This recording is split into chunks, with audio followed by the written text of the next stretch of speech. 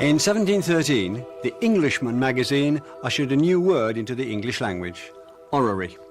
It was taken from the name of the Earl of Orrery, who put up the money to build a machine like this, a mechanical depiction of the Earth's movement in the solar system.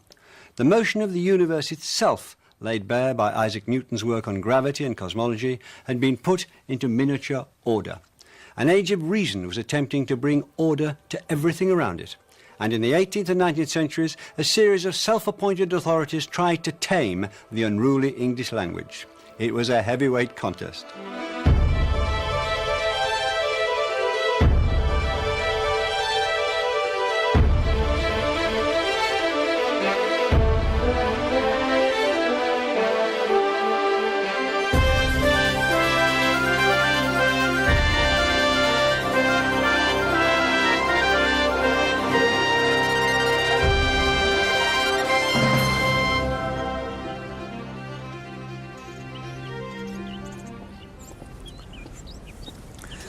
The Age of Reason, which began in the late 17th century, was born out of years of massive political upheaval in Britain. It had seen civil war, during which the King left London and set up court here at Christ Church College, Oxford. The war made familiar such words and phrases as Roundhead and Cavalier, plunder, iconoclast, cabal, regicide, Lord Protector, Commonwealth, Restoration, Papist, Nonconformist, keep your powder dry, and warts and all, a lexicon of faction and dispute, often mortal.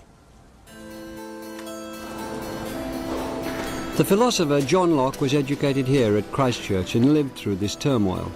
He developed his greatest work in the 1670s and 80s, an essay concerning human understanding. In it, he argued that better use of language could put an end to disputes and factionalism. If the definition of words could be agreed and misunderstanding avoided, peace would naturally follow.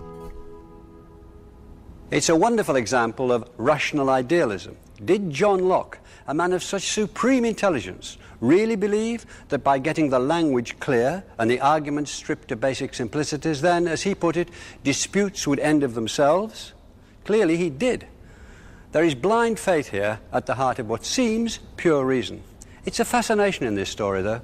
The men of Locke's caliber did think that, in effect, language was the master of life. Perhaps it could rule everything.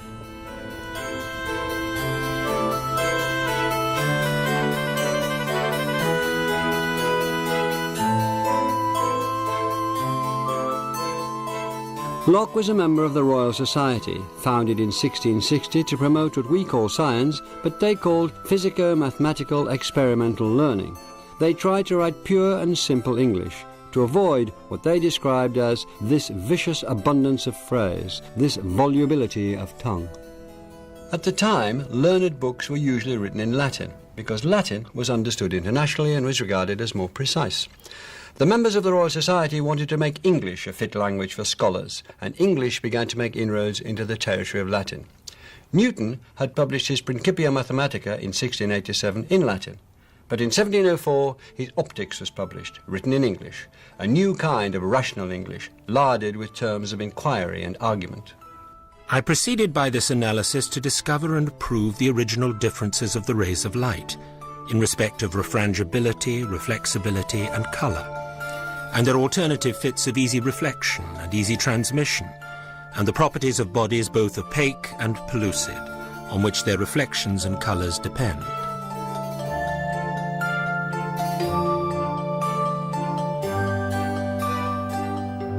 Here was a new vocabulary of reason and investigation. Refrangibility and reflexibility were words coined by Newton to allow him to describe his experiments with refraction and reflection.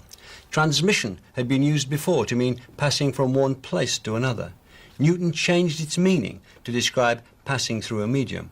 And opaque had meant unlit for 200 years before the 17th century changed it to mean not allowing the passage of light. The word lens had only been coined a decade before Newton used it in his book, and as he reported his observations, he also gave English the terms indistinctness and well-defined. The scholars were reframing, redefining, and refashioning the language. They made it part of their apparatus, and there's another word that took on its meaning as the equipment for an experiment during this period. There appeared to be a growing and general confidence in the state of English. Printing presses were no longer licensed, and they had spread and proliferated. For the first time, daily newspapers were being printed and circulated. Reports of events around the globe went into the hands of ordinary people. The fashionable meeting places of the day were the coffee houses. It was in places like this that people read and talked about the news. This one sold coffee until just a decade ago. Now it serves up stronger fare. Printed English had become part of the fabric of daily life, as it had never been before. Here's the first issue of the Daily Current for March the 11th, 1702. The news comes from the War of the Spanish Succession, that the French have sent over 20,000 troops to Italy. There was a massive appetite for this news. Joseph Addison told the readers of his magazine, The Spectator, that different papers cooked the same news in different ways, and that no one could bear to leave coffee houses like this one before they'd read all the different versions. But coexisting with the exuberance of Grub Street and the coffee houses, possibly as a result of it, there was a deep anxiety about the state of the English language.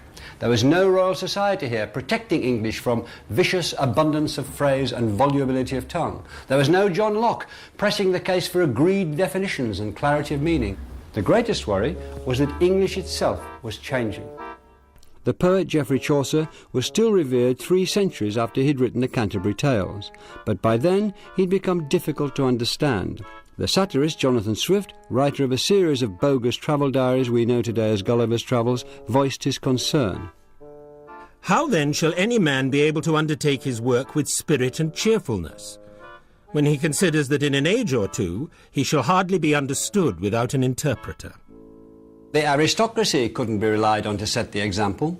Swift hated the vulgar liberties, as he saw it, that they were taking with the English language, the way they clipped vowels out of words or abbreviated them, rep for reputation, pos for positive, incog for incognito, and the one that survives as standard English today, mob, from the Latin mobile vulgus, the common people. In coffeehouse society, elegant English was supposed to consist of long Latinate words. These shortenings were considered crude. And Swift also hated what he thought of as merely modish words like banter, bubble, bully, cutting, shuffling, palming, and sham. Swift found a model in the classical languages, Latin and Greek. Those languages, it was thought, had survived because they never changed. They were carved in stone. Swift would save English by arresting it, putting an end to changes. He would take control of English and take it away from the anarchy of the upper-class bloods and their slang. In 1712, Swift proposed the foundation of an academy for correcting, improving and ascertaining the English tongue. The academy would replace the aristocracy. Ascertain was the big word. English was to be fixed, ascertained, forever. No matter that the French and Italians already had academies that had failed to halt changes in their languages, Swift's determination was ferocious. One critic sneered that he was attempting the impossible, and he said, "May as well set up a society to find out the grand elixir, the perpetual motion, the longitude, as to fix our language beyond our own times." Well, he was wrong about longitude. Swift even took his case to court and proposed his scheme to Queen Anne, saying that only classical English would endure to report her glory. But she died 2 years later, and her place on the throne was taken by George I, the German king, who spoke little English and cared about it even less. Swift's plans were dead. But English fielded another champion, an intimidating scholar, the monarch of London wits, a beacon of his age, a savage melancholic, and, like Isaac Newton, an effortless eccentric.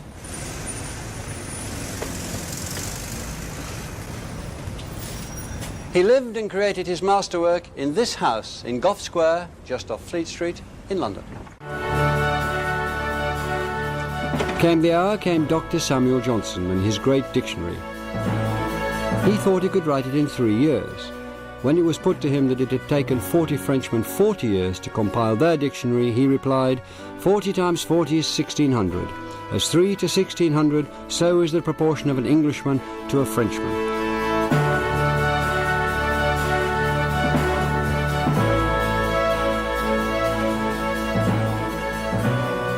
fact, it took him 7 years, and this is where he did it.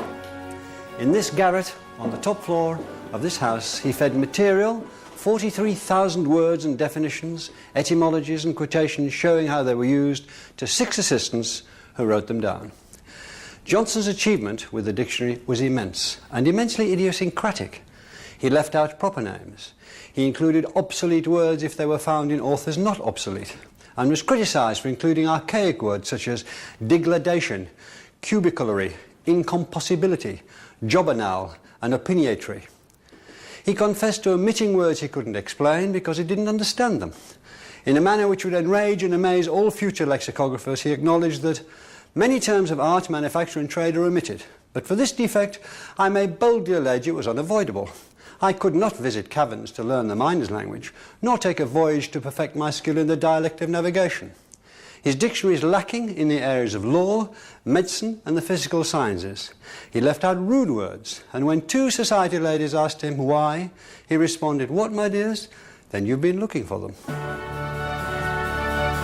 The dictionary was finally published in 2 folio volumes in 1755. And this is it. With all his omissions and banishments, it's a wonder that the dictionary carried any weight at all. In fact, it carried immense authority and also served a purpose of national pride, that English literature could boast such a mighty engine of words, and through the genius not of a French committee, but of an English individual. We like that, and the personality of that individual shines through, willful, prejudiced and learned. The dictionary becomes an autobiography, a portrait of an age, and a book that remains entertaining way beyond its useful life as a tool. Though it has to be admitted that as a tool it doesn't stand up by modern standards. Some of its etymologies, accounts of the origins of words, are questionable, and its definitions don't always shed light. Cough. A convulsion of the lungs, velicated by some sharp serosity. And dross. He says the recrement or despumation of metals. Sometimes they're biased or inaccurate. Oats he describes as a grain, which in England is generally given to horses, but in Scotland supports the people. Tarantula is an insect whose bite is only cured by music. Dull, he says, is not exhilarating, not delightful, as to make dictionaries is dull work. When he began his work, he sounded very much like the inheritor of Swift's great plan. The idea, he wrote, was to make a dictionary by which the pronunciation of our language may be fixed, its use ascertained, and its duration lengthened. But after he'd worked on the dictionary and come to write the preface, his pragmatism and his honesty saw a rueful but radical change of mind. English wasn't going to be tied down. No dictionary, Johnson added, could embalm a language and preserve it from corruption and decay, implying that for Johnson, like Swift, change was still for the worse. But I think there's something to celebrate in the end of the idea of trying to fix the meaning of words. English would never be lashed down, and the power of its freedom gave it, I think, an extra cylinder when it came up against the obstacle or the opposition of other languages. Goat. A ruminant animal that seems a middle species between deer and sheep. Electric. Attractive without magnetism. Petroleum is a liquid bitumen, black, floating on the water of spring. Enthusiasm. A vain belief of private revelation. Lexicographer. A vain confidence. A writer of dictionaries. A harmless drudge. Johnson's work won both brickbats and garlands, but it was rarely ignored. There was praise from the 2 European countries which had established academies to regulate their language, Italy and France. A French journal declared that Johnson himself was an academy for this island. And although it didn't fix forever the meaning, or in Swift and Johnson's word, ascertain a single word, the dictionary is still read and enjoyed in all its eccentric, dusty glory.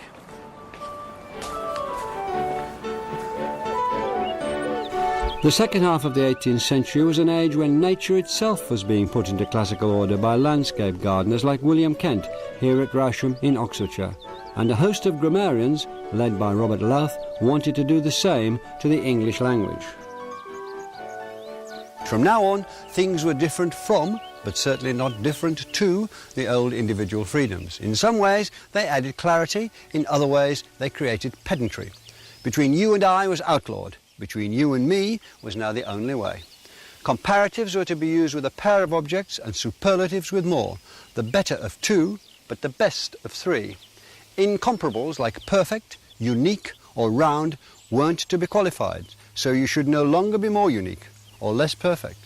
Lie and lay were distinguished from each other, as were will and shall. Perhaps surprisingly, Louth recognised that a preposition was permissible to end a sentence with, though avoiding it was more elegant. That where two ways of using language existed, one must be wrong. They carved a single path through the thickets of English grammar, and they began to turn their attention to vocabulary. There were attempts to ban popular words and phrases, words such as fib, banter, bigot, fop, flippant, flimsy, workmanship, self-same, despoil, nowadays. Furthermore, wherewithal, subject matter, drive a bargain, handle a subject and boast an argument. All of them had to be wiped out. Hating English words and phrases isn't as common as liking them, but the flying squads of opposition are always with us, and sometimes let it be welcomed. Today, some people object to what they see as the misuse of hopefully, as I do, instead of I hope, to the way decimate is losing its meaning of to reduce by a tenth, or the use of ahead of instead of before. There's a sense in which they can't fail and they can't succeed either, because English will find its own words. The language itself, through usage and natural selection, will see what is survivable and what will not survive.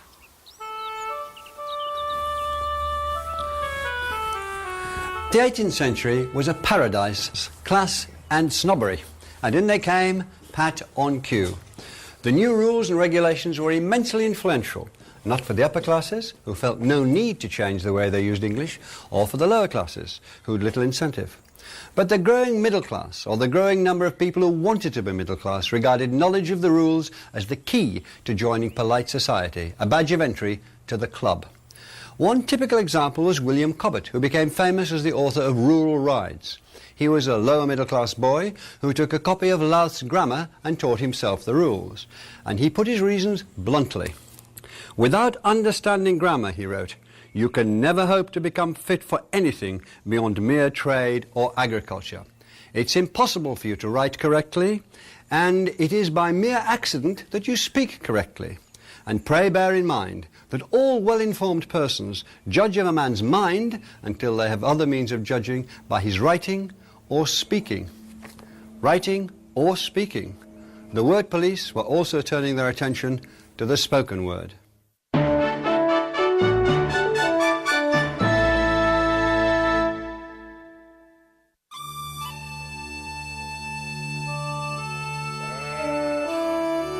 English reached the Scottish lowlands not long after the first Anglo-Saxon invasions in the 5th century. As it replaced Gaelic as the language of lowland Scotland, it took on a character of its own.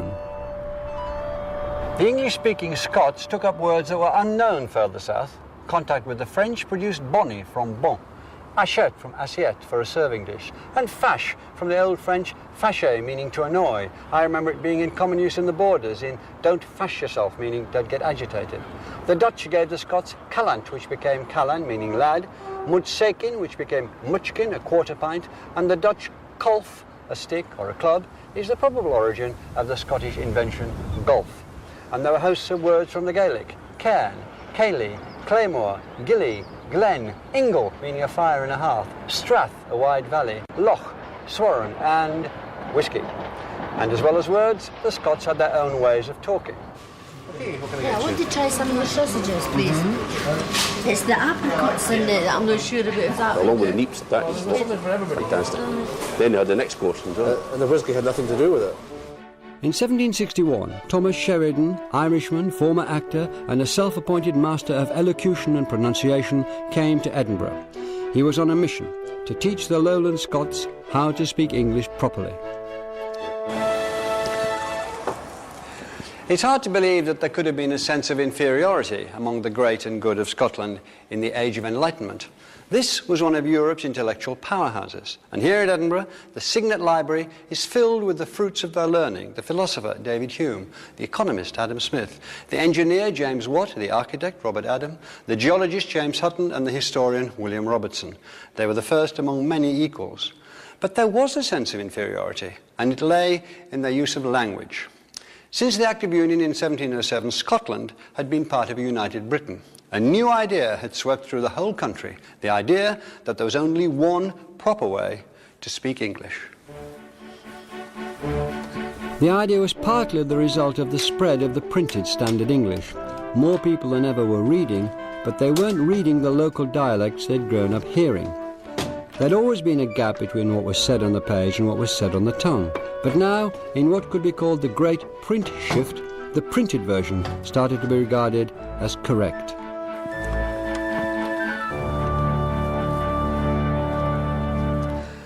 In short, the best spoken English was increasingly supposed to sound like the best written English.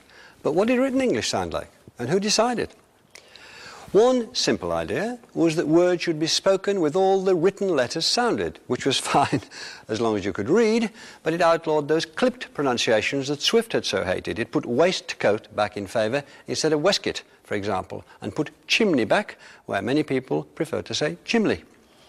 But it was no help in deciding how to pronounce the A in fast, bath or last. Fast, bath or last, long or short. Both had champions, and the argument has lasted from the 18th century to the present day. And what about the many inconsistencies of English spelling? The relationship between sound and spelling in English is a nightmare. Our written system isn't phonetic to the point of being antiphonetic.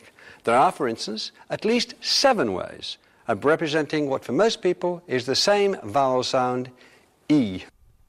Free, these, leaf, field, seas, key, machine. What do? Or take the letters O-U-G-H in cough, tough, through, thorough, bow, thought. The same 4 letters, 6 different sounds. Dr. Johnson had omitted pronunciation from his dictionary and wrote that trying to fix it was like trying to lash the wind.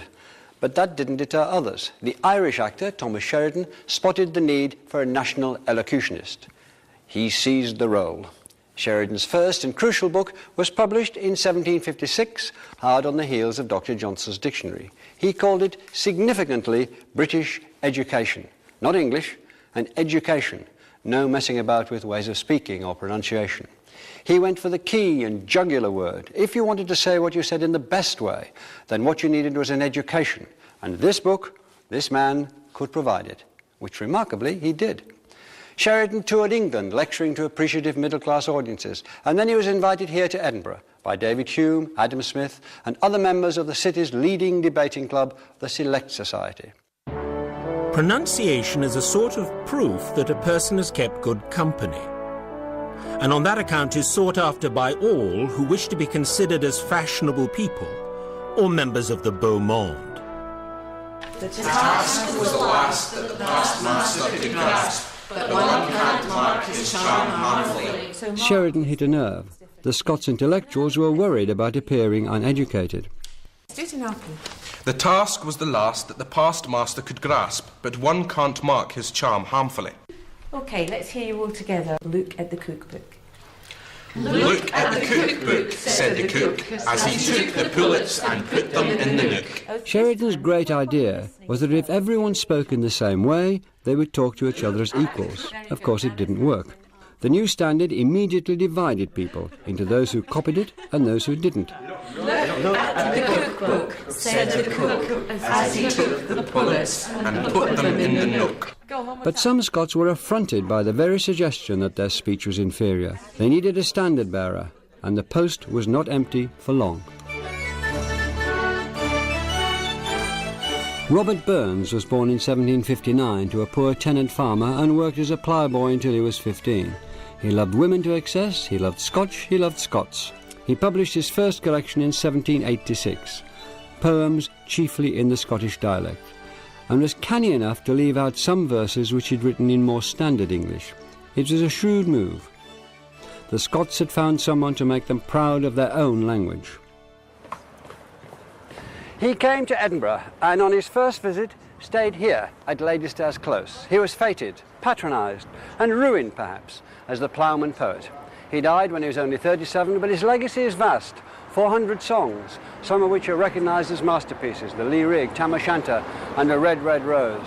10,000 came to pay their respects at his funeral, and that was only the beginning of a reputation which is kept alive wherever Scots with even a smattering of literature meet to talk of Scotland, drink whisky and toast the ladies and the haggis in Burns's tongue. Fair fa your honest sonsy face, great chieftain o' the puddin' race, aboon the ma ye tak your place, paints triper therum. We'll argue wordy o' a grace as long as my erum.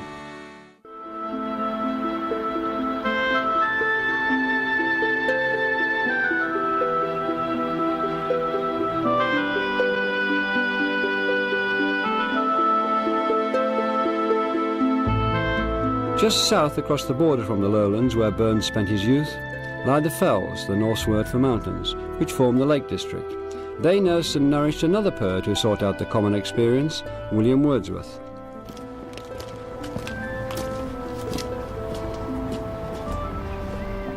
Wordsworth wrote down a lot of his work in this small cottage in Grasmere, which used to be a pub. He liked to use this chair with its flat arm to work on his poems. Poetry, once the preserve of the high-born or the high-flown, was being stormed by romantic and revolutionary language. His contribution to English poetry has been well and widely cherished. Wordsworth's contribution to the adventure of English is that in the preface to his lyrical ballads, first published in 1798, he stressed that poetry could be written in the language really used by men and didn't need a special poetic diction to express deep feelings. Up, up, my friend, and clear your looks. Why all this toil and trouble? Up, up, my friend, and quit your books, or surely you'll grow double.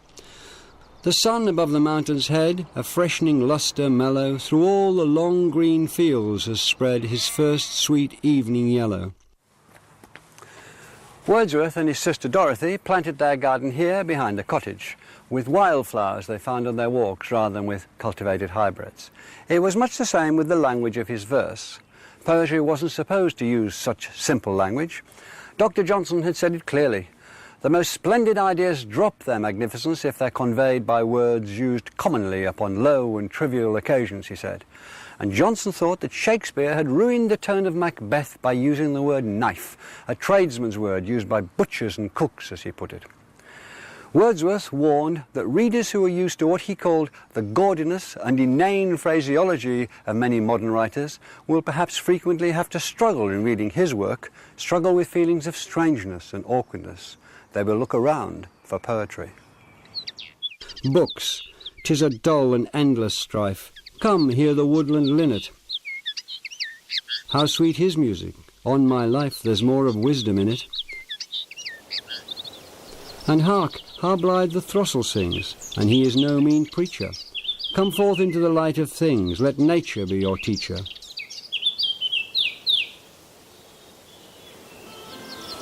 Wordsworth was reviled for many years by critics and other poets for daring to bring poetry to the voice of the people, in a way to give it back to its bedrock of Old English. A few years before, in 1790, Thomas Paine had written The Rights of Man, also in the plain style, to demonstrate that simple language could carry precise thought. That a work of such influence on political ideas, and a young poet who is to exercise even greater influence on poetic practice, should agree, opened up what's become a major thoroughfare for the English language.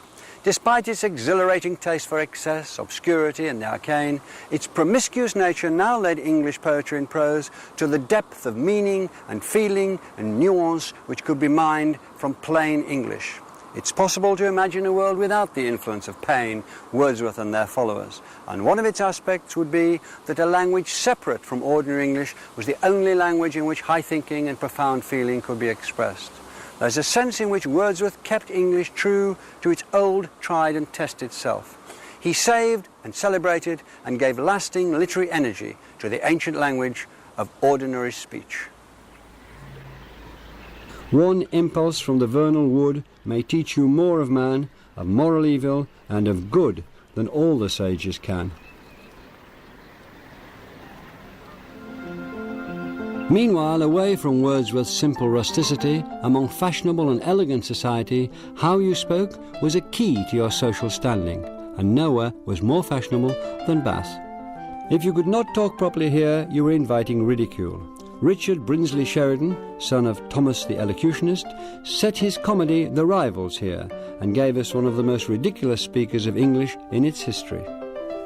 There, sir, an attack upon my language. What do you think of that? An aspersion upon my parts of speech. Was ever such a brute? Sure, if I reprehend anything in this world, it is the use of my oracular tongue and a nice derangement of epitaphs. The glorious Mrs. Malaprop, under full sail, putting the wrong words in the right places. Her name comes from French mal à propos, meaning inappropriate. It entered the dictionary in 1849 as malapropism.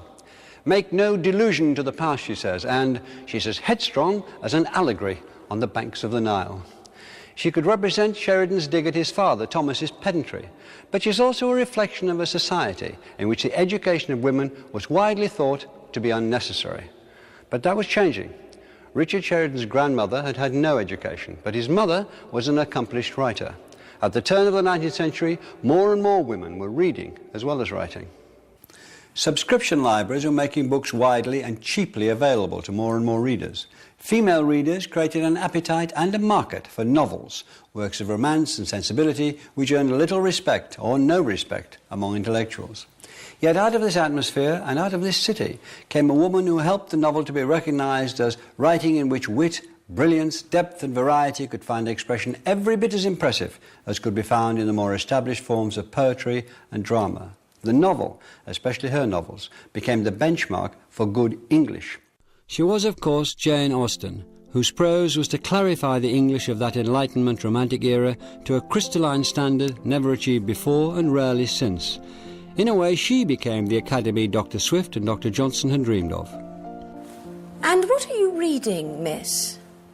Oh, it is only a novel, replies the young lady, while she lays down her book with affected indifference or mounting shame. It is only Cecilia, or Camilla, or Belinda, or in short, only some work in which the greatest powers of the mind are displayed, in which the most thorough knowledge of human nature, the happiest delineation of its varieties, the liveliest effusions of wit and humour are conveyed to the world in the best chosen language.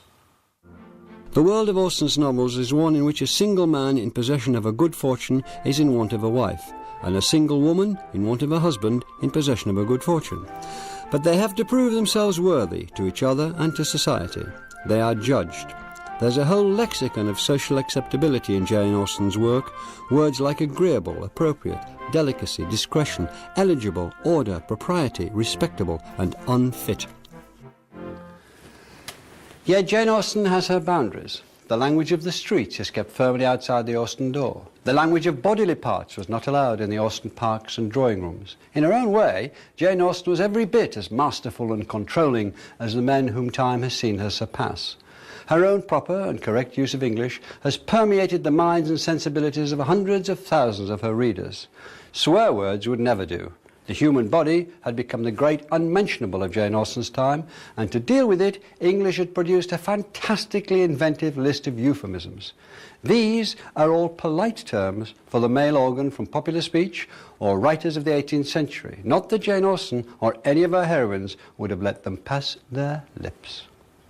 Tailpipe, pilgrim's staff, Captain Standish, silent flute, pike of pleasure, mutton dagger, Cupid's torch, chink stopper, Nimrod, the mighty hunter, His Majesty in purple cap, beloved guest, picklock, pleasure pivot, pump handle, dear morsel, and Dr. Johnson, because there was no one that Dr. Johnson was not prepared to stand up to. It can seem comical today, as though avoiding the word could avoid the thought. But that's a testament to the power of language. It was all part of putting English in its place. English was treated by the self-appointed censors as if it were an unruly mob, a subversive faction, a party of revolution. And reputation was no armour against their assault. It was the 18th century that first took the scissors to Shakespeare, removing hundreds of lines with words like whore and strumpet and devil. This prudery, as we would see it, was a product of the society whose idea of elegance and decorum had produced Johnson and Jane Austen. It was the ultimate result of Johnson's notion that language was the dress of thought, and that heroic sentiments were degraded by common words. Remove the words, remove the thought. But English wasn't going to lie down. Johnson, remember, had also objected to the use of trade terms. Trade terms had no place in Jane Austen's world, but trade terms were about to reinvigorate the English language.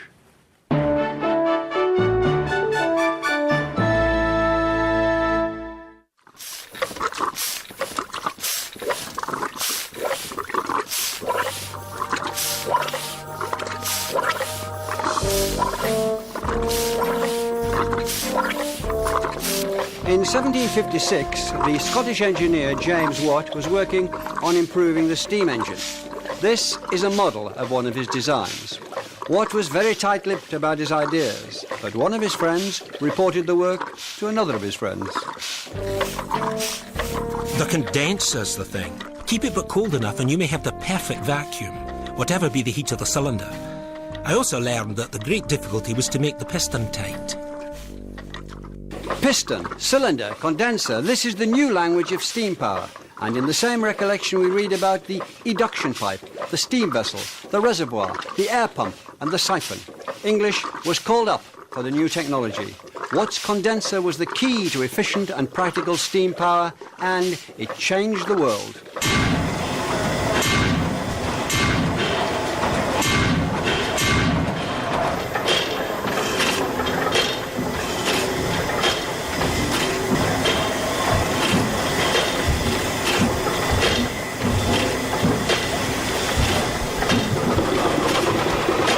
The Industrial Revolution had arrived. The machines of the 19th century are still a great attraction, as we can see here at the Museum of Science and Industry in Manchester. But now they're historical curiosities. Then they were the cutting edge of technology.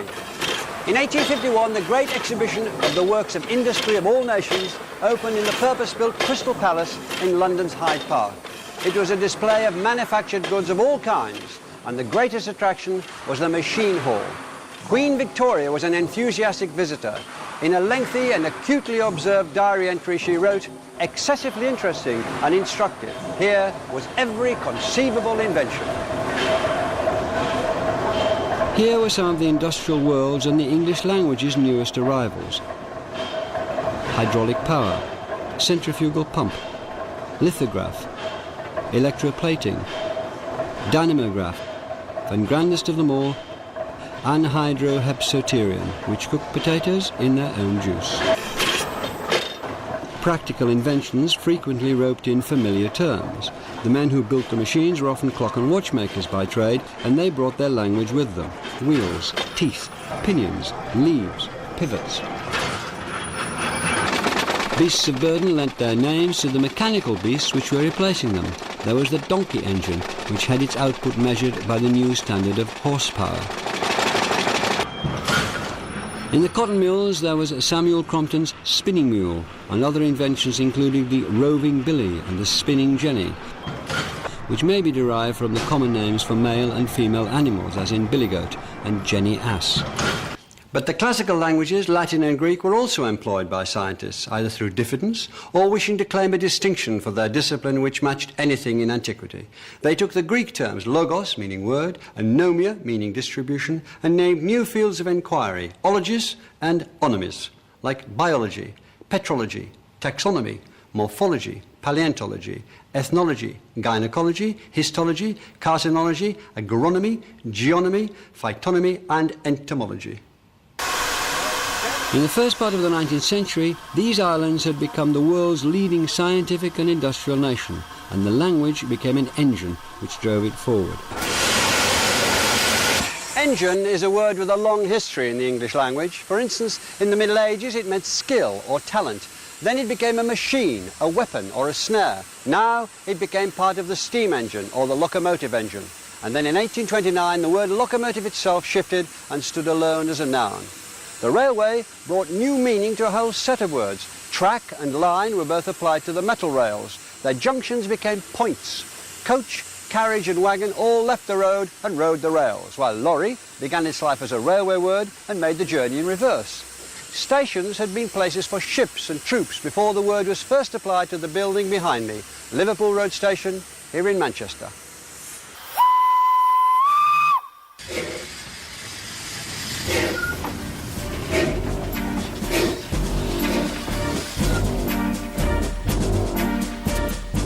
And behind the locomotive was the train of carriages, a line of them, in the same way that English had spoken of a train of followers, or the trailing train of a dress. Within 10 years of its first use, the train meant the locomotive as well as its carriages. The world was on the move, taking words and their meanings with it. What chance now of the 18th century ideal of ascertaining or fixing it, when words were dealing with so much that was new?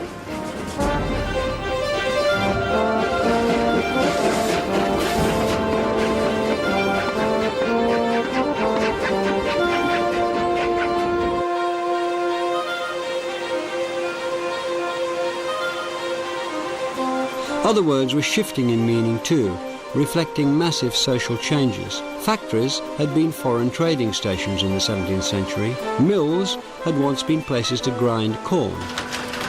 Now they both meant places of manufacture, and they were getting larger. The word industry had moved away from the idea of individual diligence or work and come to represent a whole institution. So had labour and capital, as the forces they described gathered pace. These aren't simply changes in the meaning of words, they represent changes in people's lives, hundreds of thousands, millions of them. In the mills, it was often children who took the cans of cotton fibre from one machine to the next. If output slowed down, blame was levelled at the child who carried the can. Some workers, like those at Quarrybank Mill at Stile, were fortunate. They had model cottages built for them. But tens of thousands learned a new word, a word that English picked up off the London streets, from the slang of the poor, and that word was slum. The economic miracle of the Industrial Revolution was also a curse. There was squalor and poverty on a scale never seen before in cities, especially in London. English was using a new word to describe social status. Instead of old terms like degree, status or rank, it now had class. And the slums were the realm of the lower classes, the working classes. The 18th century ideas of proper speech became stronger than ever, as the language police sneered at urban working class dialects such as Cockney. Would the Cockney speech of that time, of the 18th century, have sounded very much like the Cockney speech today? What would have characterised it? Typical features would have been the alternation of f and th. So, for example, a pronunciation like bath would have been very characteristic of Cockney of that time, as opposed to bath, which would actually have been a much more refined pronunciation of what we now would say as bath. So a lot of the markers shift their values at that time. Another very typical one, often regarded as a kind of vice of the Cockneys, as by John Walker in 1791, was the alternation of V and W. So a word like well would be pronounced as vel, for example. This was very much a living reality of Cockney speech throughout the late 18th century and into the 19th century. But Cockney was regarded as uncouth, wasn't it? It was regarded as a sign of not being educated. It was looked down on. No, Cockney was certainly regarded as uncouth. It was the speech, as another writer said, of the vulgar provincialists of the metropolis. I mean, it was something that was lacking the educated, literate proprieties which people regarded as the kind of norm to be aimed for. Do you think, in the end, it was disabling to our society, that that's what so many people were concentrating on so very much? There was certainly a kind of barrier generated by this, the image particularly of the accentless voice. I mean, obviously, the accentless voice is a kind of myth. Everyone has to speak with an accent. But this barrier erected between those who had managed to shed a regional accent and those who then had acquired what we call the non-localised accent, an accent that didn't reveal your place of birth. And this set up quite a sort of problematic fault line in society, which people strove to try and cross. You should have put your writing boots on. In 1851, the journalist Henry Mayhew identified a new kind of London talk, a cadger's cant, done on the rhyming principle. So there you go, the old shiner. Yeah. All right? Tell you what, I was elephants last night. Oh, the Brahms are list again. I'm just going to go round the Jack Horner. All right. You ain't got any pie mash, have you? Pie mash? I lent you a cockle last night. I can't give you cuds. Deep sea diver? No, not today, mate. Would you on that old Amos again? Virulin mix. What can I say? I'm going down to Frog and Tope. And beach on, keep out the battle cruiser and stay up the Amos. All right. Cockney rhyming slang became the most relished characteristic of Cockney. Its wit and innuendo still give it life today. Dinky doos, cues. Mushroom would be Bobby Crush mash. Grape would be airy oak. Donkey barrow marrow. Like you say with the trousers, like Lionel Blair's flares, Claire Rayner's trainers, City Slickers knickers, Eartha Kitt's tits. Slang is a code, a way of a group speaking to itself without being understood by the rest of society, so it's constantly reinvented. In Victorian times there were many such codes where hidden meanings could flout conventional respectability, and one of them was found in the music hall. Mary Lloyd was once criticised by the moral watchdogs for singing "She sits among the cabbages and peas." She responded by changing the words to "She sits among the cabbages and leeks." "200 years after John Locke's call for meanings to be defined and clarified, none of the self-appointed guardians of English had been able to tie it down. Words continued to change, to take on new meanings, to hide their true faces behind a mask of respectability. Here, at Locke's Old College, Christchurch, Oxford, in the 19th century, Charles Dodson, a mathematics lecturer, invented a fictional character who would have given Locke nightmares. When I use a word, Humpty Dumpty said in rather a scornful tone, it means just what I choose it to mean, neither more nor less. Dodson is better known by his pen name Lewis Carroll, the author of Alice in Wonderland. When he wrote Through the Looking Glass in 1871, he took English further than slang and into the realms of nonsense. This is the opening of Jabberwocky. "'Twas brillig, and the slithy toes did gyre and gimble in the wave. All mimsy were the borogoves, and the mome wraths outgrabe." The only interpreter of this verse that Alice can find is Humpty Dumpty, who defines words just as he wants to. Locke and the language police who came after him would not have approved. It's nonsense, but intellectual nonsense, a clever game with words, quite different from the way the lower classes speak, according to an article that Dodson wrote. A word means what the speaker intends by it, he wrote, and what the hearer understands by it, and that is all. This thought may lessen the horror of some of the language used by the lower classes, which is often a mere collection of unmeaning sounds. By the end of the 19th century, attitudes to the class system and language had been tightly bound together. The upper classes spoke clearly and were intelligent leaders. The lower classes grunted and were stupid brutes. Remember that you are a human being with a soul and the divine gift of articulate speech. That your native language is the language of Shakespeare and Milton and the Bible. And don't sit there crooning like a bilious pigeon. The story of Shaw's play Pygmalion is well known. A professor of phonetics finds a Cockney flower girl here in Covent Garden and coaches her to speak English like the upper classes. What isn't so well known is that Shaw had a serious purpose. He thought that the general public obeyed the ruling classes because they expressed themselves so elegantly, so authoritatively. Even their bad ideas sounded convincing in upper-class English. And when the play was produced in London in 1914, there were plenty of bad ideas around. The well-spoken politicians were on course for the First World War. Shaw wanted his play to show that there was no magic in good speech. He even thought that if he could break the spell, he might prevent the war. The play caused an uproar, but not because of Shaw's ideas about class and pronunciation. He broke one of the cardinal rules of polite society at the time. He put a rude word on stage. I must go. So pleased to have met you. Are you walking across the park, Miss Doolittle? If so, Walk? Not bloody likely. I am going in a taxi. That one word, bloody, was the talk of the nation. It caused so much fuss that it erased Shaw's serious message. When the First World War broke out, Shaw could only regret how, as he put it, war can so easily be gilt with romance and heroism and the like by persons whose superficial literary and oratorical talent covers an abyss of God-forsaken folly.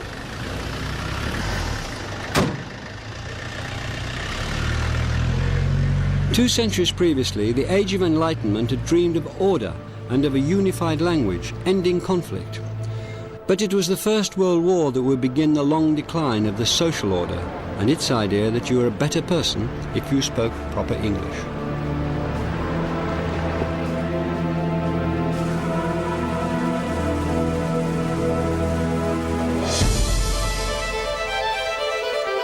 The Adventures of English is available as a DVD, audiobook and book at Dimmicks and a DVD at JB Hi-Fi.